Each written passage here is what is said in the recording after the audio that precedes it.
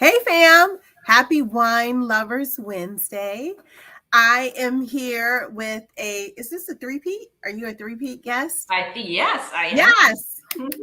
you are our first three-peat. Nice. I am here with Alyssa, and we are talking bubbles today. So tomorrow is September 1st, which I can't believe the summer is like technically over. Even though fall is still a couple of weeks away. But September 1st is Cap Classique Day. Yep. And so I asked Alyssa to come here and talk about this. And I know you're like, well, what the heck is that, Leslie?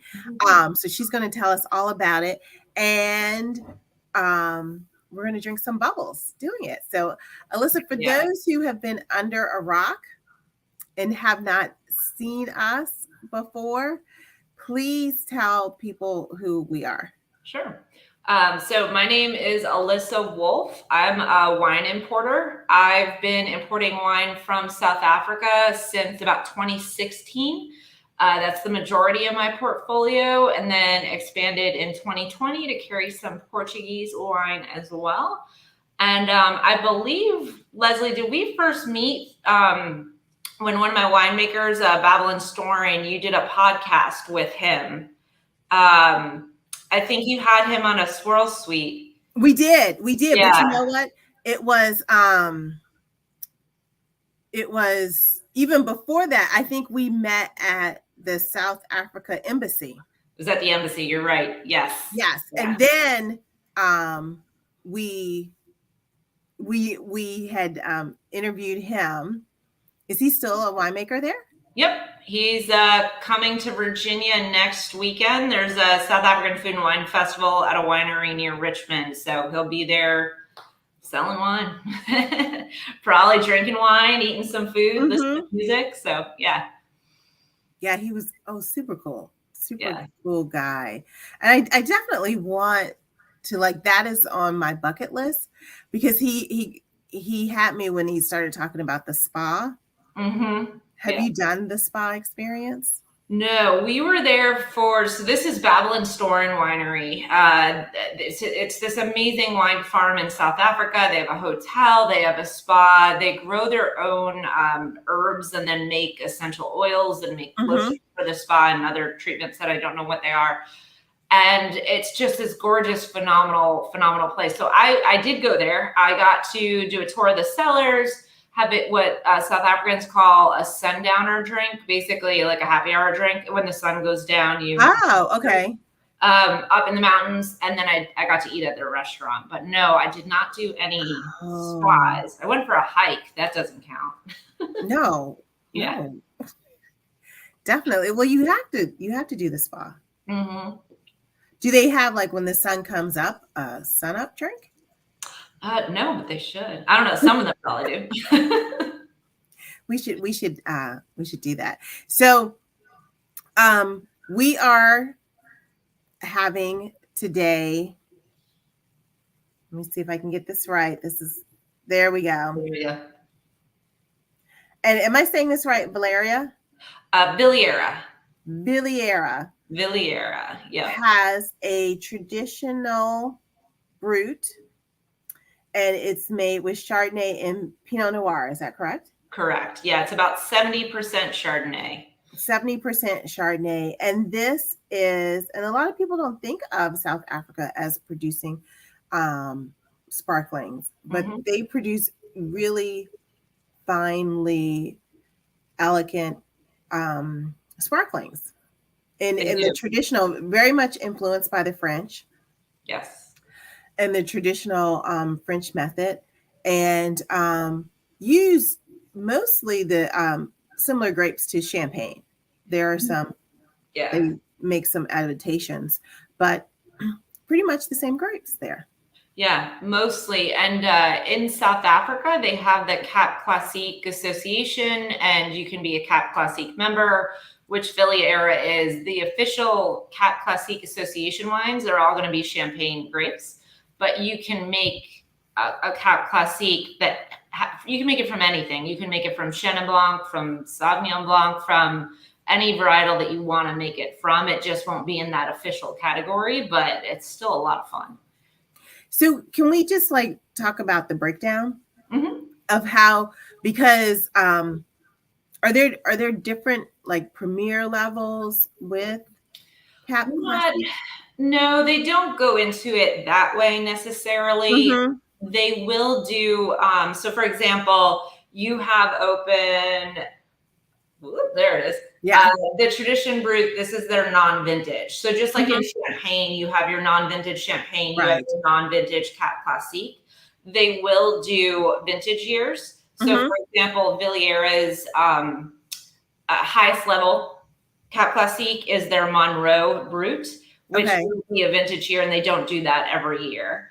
Then they may also do different styles. So, for example, they might do one that has zero dosage, that doesn't have any added sugar during the winemaking process. So that will be a lot drier, a lot crisper. Mm-hmm. Villera also does, and I don't carry it, but a low alcohol version too that I think only hits around like 8 or 9 ABV.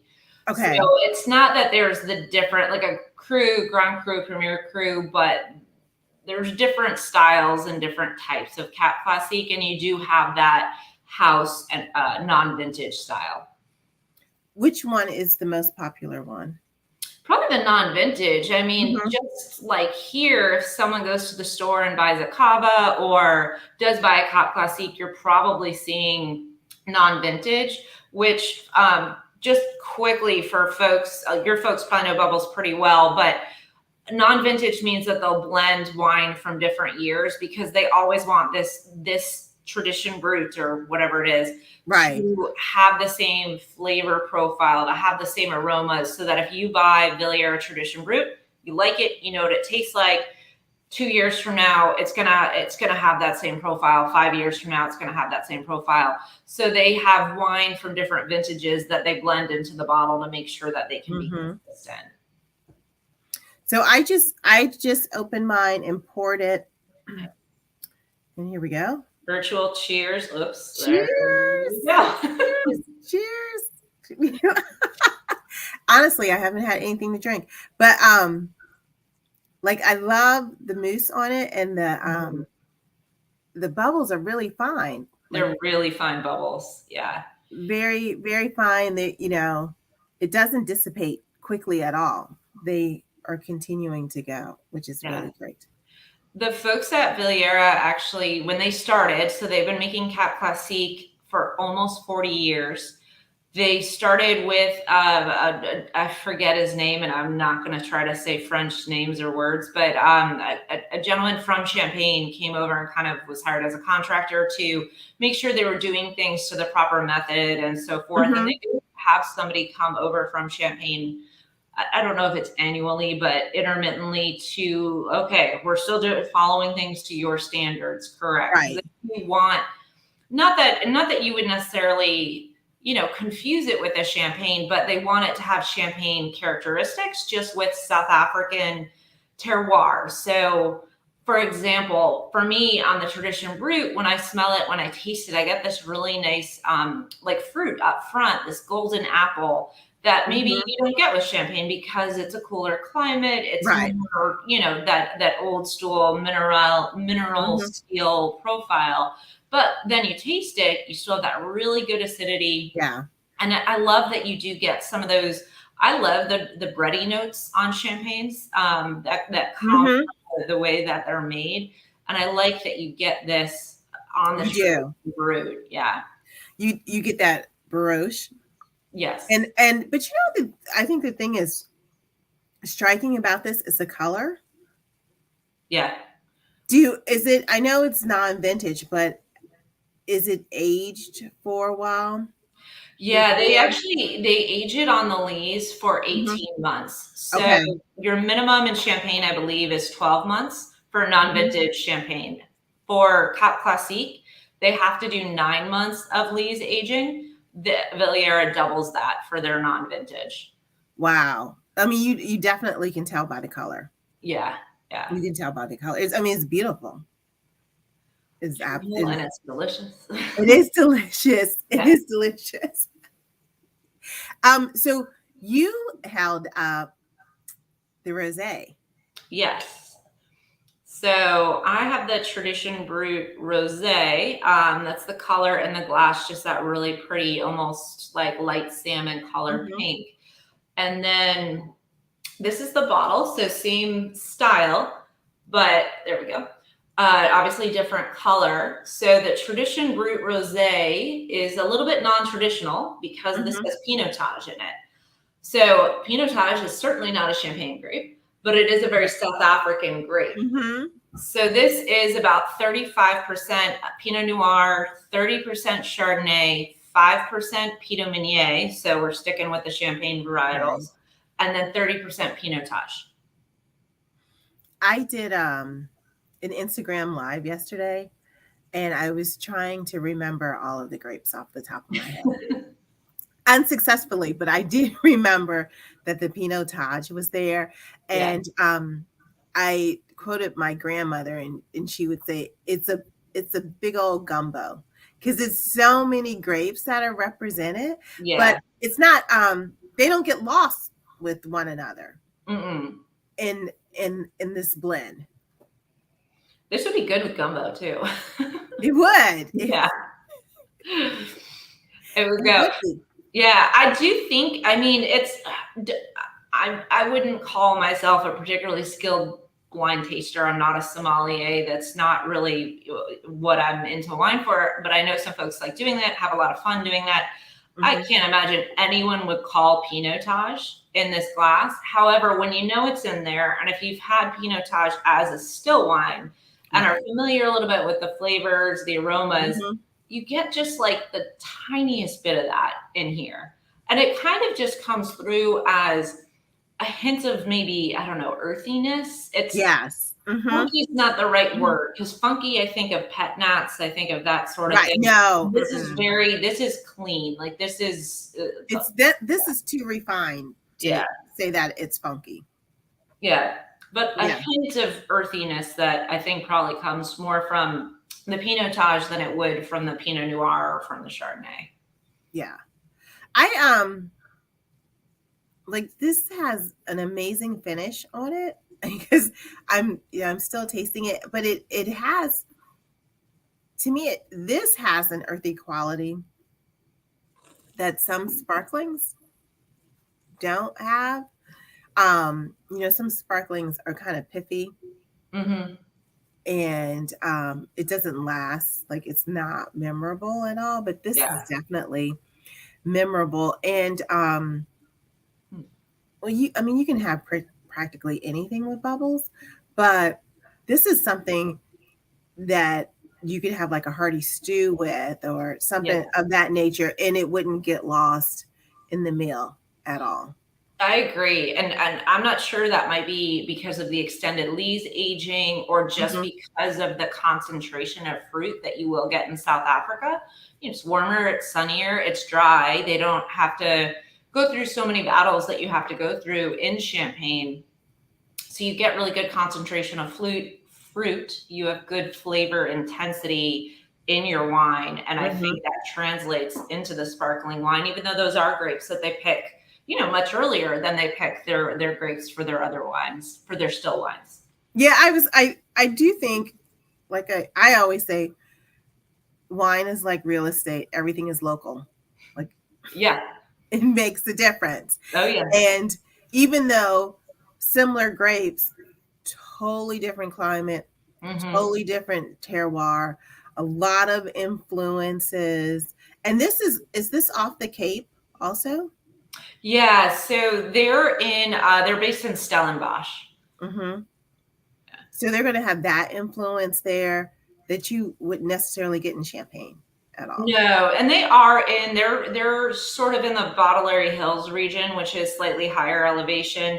They do Hmm. have a little bit of maritime influence, just because of the directionality of the vineyard, and they do Hmm. face they get those ocean breezes coming in that cool things down more significantly at night, which allows the fruit to develop a little bit more slowly. They can Hmm. control things as they're going into harvest as well. Um, yeah, I'm thrilled that we're seeing more South African wine on the shelves.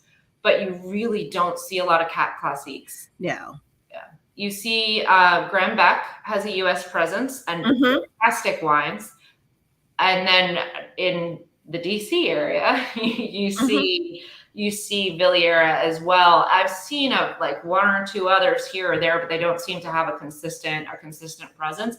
But it's such a fantastic option if you realize that Prosecco's maybe not your thing. You lean more towards those traditional method because you like those bready, toasty notes, or you just don't want something that's quite so fruit forward or quite so floral. South Africa has great options for Cap Classique. So, well, obviously, I want people to buy the one that I import. I also I do want to see more on the shelves because there's great wines out there. Yeah, and I don't get the minerality. Not as much. No, not as much. It's. I mean, I know it's there because I just know, right? But it's not the first thing that stands out when I. No, and even the acidity is there, but it's not great. It's not bracing. It's It's a little bit more approachable if you're someone who maybe doesn't like really dry wines. Because I love zero dosage champagnes. I love champagnes. But if you're not used to drinking them or you haven't had the opportunity to taste them, sometimes it's like, whoa, where'd my alcohol? It's so acidic. Yeah. Well, you know what I had the other day? I had Nature Prosecco. Zero. They call it zero Prosecco.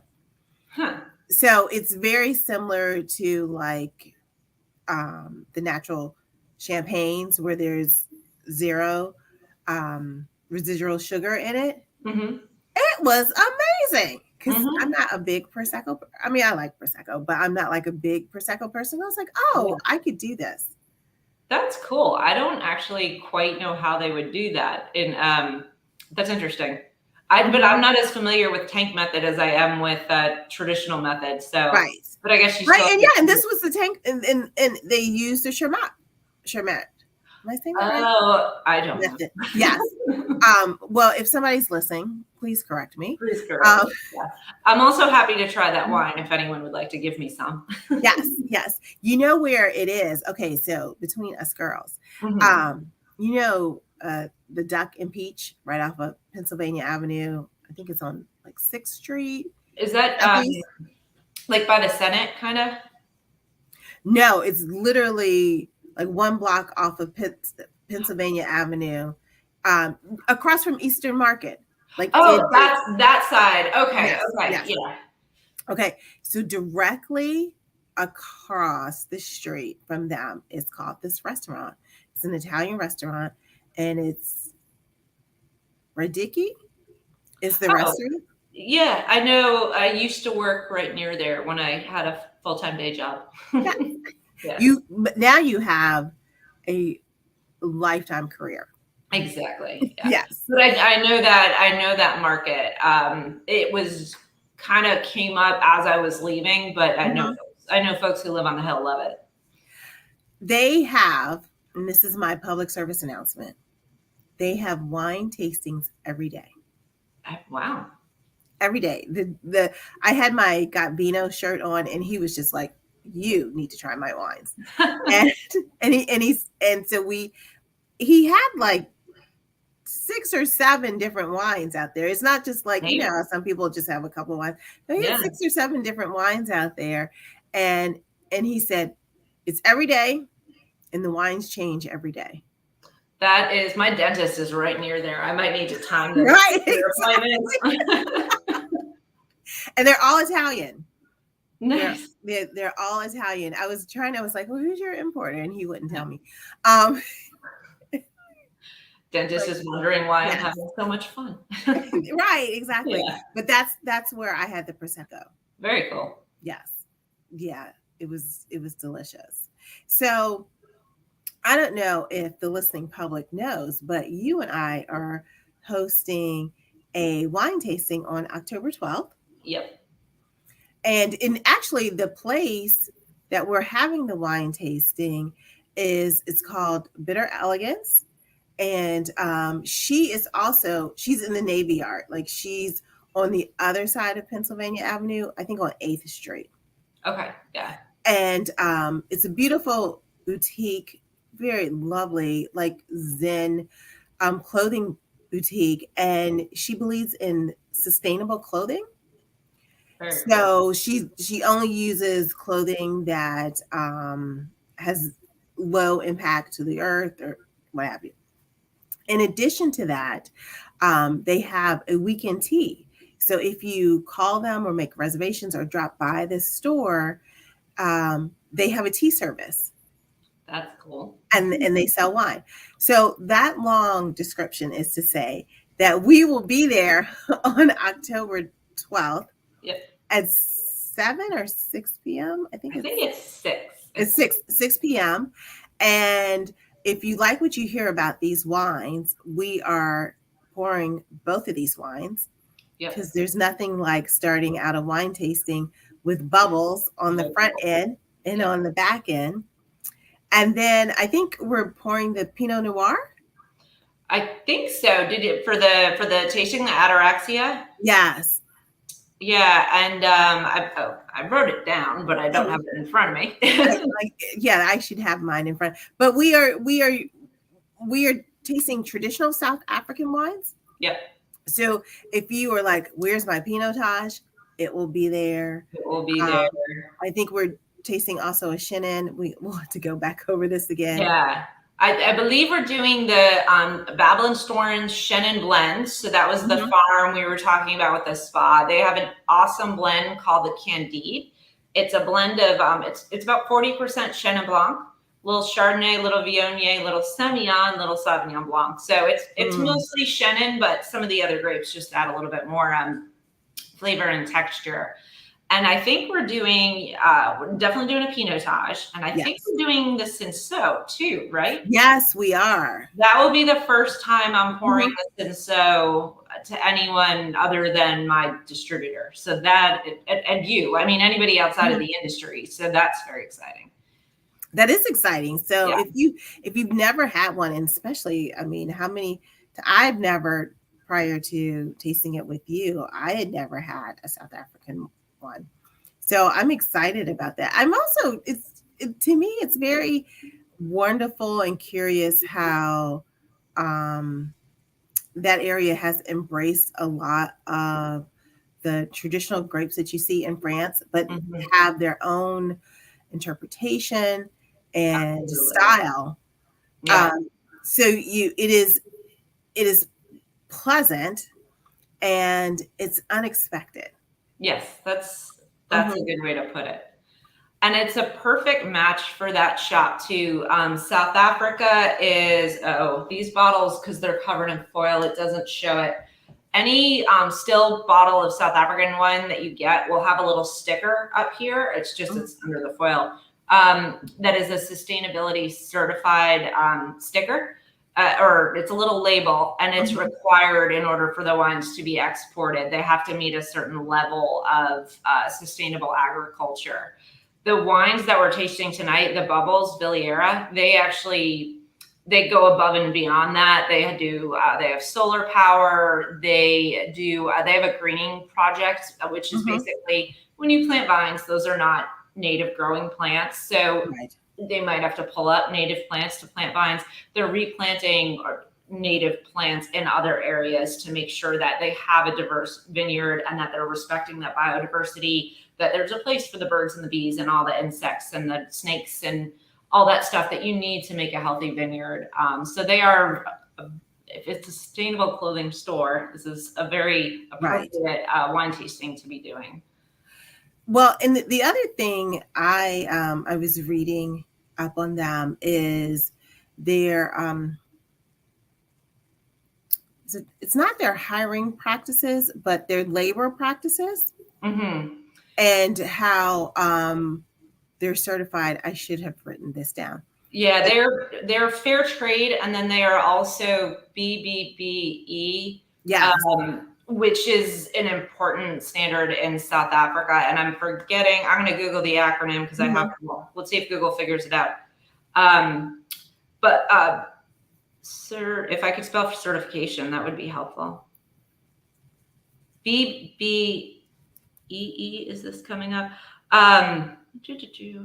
Broad-based Black economic empowerment, a government policy to advance economic transformation and enhance the economic population of Black people in the South African economy.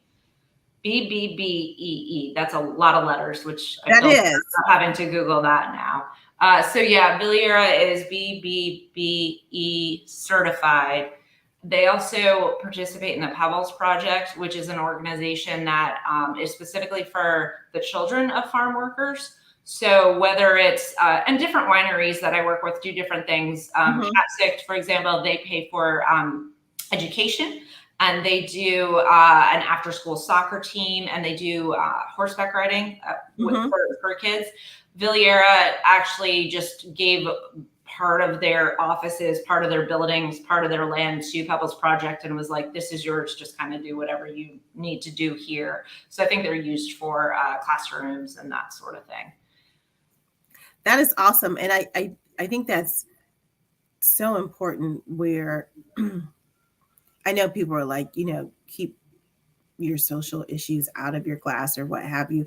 But I love the fact that they make sure that not just that they're benefiting financially, but the community is benefiting. Yeah. And I'm not South African. I don't live in South Africa, but you are, according to my winemakers, starting to see a change in demographics of who's coming to wine events. Because for a very long time, the wine industry and the people were all going to be white people that were going to wine events, that were in the wine industry, that were making wine, etc. And now you're starting to see there be more diversity, both in the industry side, people who are working, people who are making wine. I mean, Villera, they have two winemakers. So they are a family vineyard. Alexander Greer is the son of one of the owners. He does some of the wines, and then Nathan Valentine is not part of the family. He is a person of color, and he makes, I believe, the majority of the still white wines, and he might also do still red wines. So you are starting to see changes in the industry, and also just changes in, who has access to wine, which is fantastic, and something that when I talk to the winemakers, they're excited to see, because I don't know, I don't want to talk to stuffy old Afrikaners, do you? I don't know. No. I mean, yeah. Yeah, I always say, if you don't diversify, whatever field you're in, it's like having a bologna sandwich every night for dinner. It's just boring. Completely boring. So any other great things that we should know about Cap Classique? When we're shopping for it, are there certain things we should know when we're looking at the label? Or label's going to be, I will be honest, it'll be a little tricky. Like for this one, you kind of have to look, because it doesn't just say, it says brut. I mean, it wouldn't be the worst thing in the world if you thought you were buying champagne, said, wow, this costs less than I expected, and then maybe didn't even realize that you went home with a Cap Classique. For these folks, it says it up here. It's just like with Cava, it might be in smaller print, but typically with South Africa, it will say Cap Classique. It's not like it just has a region on it and you have to figure out what the juice is. I will be honest, I've not had many Cap Classiques that weren't pretty darn good and usually pretty well priced. It's not a famous region for sparkling wine, so they can't really get away with relying on reputation alone. If there's a bad vintage, if there's a bad bottle or whatever that comes out, they can't just be like, well, our weather's tough and so forth. So you are getting really good quality for the price. You're getting really good quality wine for the price. Yeah, I before I misspeak, I will tell you, we have it on our website. And I'm trying to remember, I'm going to pull it up now, what the pricing is. But I think it's one of those things where you could get a couple bottles instead of like spending a lot of money on one bottle. you could get a few bottles and still be very happy and satisfied. My wholesaler in Virginia, she does, Virginia's tricky with the laws. So, in addition to the distribution model, is not typical. Mm-hmm. So, to have a successful business, she's diversified and they also do some catering. There was a Pittsburgh Steelers player, and I'm not going to say his name because I don't remember it. I could probably describe him, but I'm not really sure that he's fairly famous and had a famous injury, but I don't know that she wants me just saying that. Right. But he told Deb, I want champagne for all of my guests for the wedding. And Deb was like, you see, you want to buy, they needed, let's say 20 cases of champagne in order to do Mm-hmm. this. And they were looking to have a good time. They were looking to party. Right. She's like, listen, if you want champagne, I'll get you champagne. But if you want something that tastes pretty darn close for a lot less, consider doing, Mm-hmm. Cap Classique, South African champagne. So that was what they went with, which is pretty cool. That is cool. So we are selling it for under $25 a bottle. Yeah, I mean, Mm-hmm. now in current times, that's pretty darn good. Yeah. Yeah. Yeah. Yeah. I think so. Yeah. Fun. One other question that I had. Yeah. Do they only make a brut style? Is there a demi-sec style? Or They, to my knowledge, they don't do a demi-sec, but they do a brut natural, which is that, a zero dosage. Mm-hmm. Yeah. They do some really fun things at the winery. If anyone is considering a trip to South Africa, it's worth visiting. Mm-hmm. First of all, they got together with a few neighboring farms and set aside part of their property as a wildlife refuge. So you can do a game drive. So you can either schedule a tasting and then a game drive, or vice versa, depending on, and you can see zebra and giraffe. You're not going to see the predatory cats, hopefully.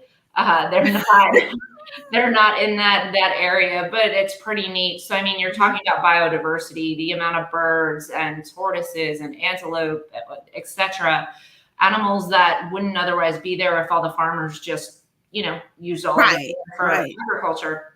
The other fun thing that they do is they do, and I've never done this. I was there at 10 o'clock in the morning. I did a straight wine tasting, but they do fun pairings with their tastings too. Oh. Like fancy chocolates, like not just like a lump of chocolate, but raspberry, white chocolate, whatever. They do some kind of fancy chocolates with their sparkling wines too, which is kind of fun. That is nice. I saw the pictures of the ducks. We have that on our website. Yes, how they use the ducks. Yeah. So they haven't. They're basically organic. They're not certified organic, but they don't spray. They don't do any practices that wouldn't be considered non-organic. So the ducks are their pest control. So the ducks go out into the vineyard and eat whatever ducks eat, slugs and such, and that's your pest control. Yeah. That is, and you probably don't have to feed the ducks that much because they're out there, they're grazing. Yeah. Eating all day. Yeah. Mm-hmm. Life is good for the farm or the vineyard ducks. That's a good gig. That is pretty. I like that. I like people being creative and trying other ways to absolutely control pesticides. So I just want to remind people one more time, and you will see it. And I just want to let you know, we've sold a couple tickets already. Oh, sweet. Yes. That is awesome. October the 12th. It is a Wednesday. So if you don't see us here, it's because we're at the store, and you should be at the store with us. Yes. And we're in addition to great wine, we're going to have some really good food there along with the tasting, and just, fun. We've held off. We did a few events last year, but we really held off on doing events, and I'm excited to get out there and start tasting with people and meeting people, and this is really enjoyable, and I love hanging out with you, and so I think it'll be a good time. So guys, you should join us, and You can always order the wine from the wine concierge. I Mhm. can't guarantee that you will get it tomorrow. If you're in the DC area, we will make it. We'll try really hard to get it to you tomorrow, but you will at least have it for the holiday weekend. Yes, exactly. And we're supposed to have good weather this weekend, right? We're supposed to have, I think we're supposed to have real good weather and, well, not to get political, but when the election was finally called, this is the wine that we decided to open. I think it was like 11 a.m. on a Saturday or something. Yes, But it was. It yeah, was. Yes. anyway, it's good daytime wine. It is. Yes. Yes, it was. And you know what? Honestly, the way things are unfolding, you might need a Yeah, couple of drinks. you might want to have some daytime You wine. might want to have some. Yeah. And then the other thing I want to make people aware of, so next week on the 7th, we are having our preview for our wine collection. So, we have like a quarterly wine collection. Mhm. And so this quarter, we are calling it Nobility. And I have like finalized the selections, um, found a wine of all 18 noble grapes, which there's controversy if there's really 18 or is there six. So we'll get into More, that. more the merrier, right? Exactly. And a couple of Alyssa's wines are going to be there. I'm not telling you now, but if you Mhm. join us for the free happy hour, you will see some of the wines that Alyssa imports there. So when you like people like think of the noble grapes, they just think of like European or what have you. But we try to stretch the globe. We try to, cover the globe or what have you. And so I'm happy that we have some wines from South Africa there. Again, it's cultural diversity. It's not always just ethnic diversity, and really experiencing how the expression of these wines in a modern day time. So please go onto our website, or you can go to shadesofvino.com and sign up for it and see some of the wines, and then bring your favorite noble grape, your favorite Charter, or Sauvignon Blanc, or Merlot, or Tempranillo, any one of the many grapes that you have. But sign up and you can see which wines that we're including this collection. It's gonna be awesome. Yeah, I'm pretty jazzed about this one. Yeah. A fun way to learn about, traditional varietals too, when you have them from non-traditional places and some traditional places. Yeah, yeah, yeah. So it'll be fun. It'll be fun. Well, I thank you so much for taking the evening with me. I don't know if you're a tennis fan, but I'm not sure if Serena is back on now. Did you watch her last match? No, but I saw pictures of her entrance, like the gown thing, and she Uh-huh. was amazing. Yes. Yes. If only I could walk into a room and have half of the natural grace and Yeah, I mean, yeah. If I woke up every morning and there was a crowd like just excited to see me, yeah. I think my day would be different. Yeah. Yes, yes. Well, hopefully this is not her final match, but she's playing today, so we'll see how it goes. So She'd get thank big you. time, I would think, Yeah, Yeah. yeah. Um, thank you so much. Yeah. Thank you. Cheers to you. Cheers Cheers. to your growing business. You as well. And Cheers. thank you for having me. Thanks. Have a good evening, everyone.